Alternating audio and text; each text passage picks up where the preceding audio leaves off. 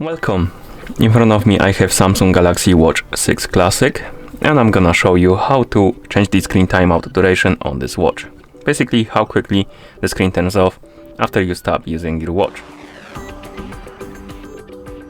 First thing we need to do is to wake up the screen on our watch, and you can do it by pressing the power button. Once you wake up the screen, you should see the current watch face, the home screen, and you can swipe up on the screen to open the menu. Once you open the menu, scroll through it and find the settings icon. And after you find the settings icon, tap on it to enter the settings. In settings, scroll through the menu, find the display option and tap on it. Here, scroll down and find the option called screen timeout. It's right here.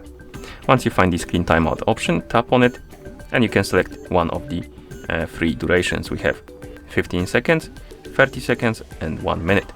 Basically, if you select, for example, 30 seconds, the screen will turn off automatically after 30 seconds of an activity. So it will take some time for it to turn off.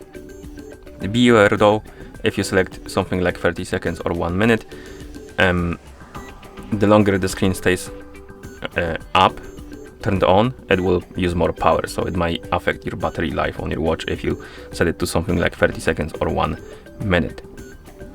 And once you're done changing it, you can press the power button to go back to watch face, and that's how you change the screen timeout duration on this watch. Thank you for watching.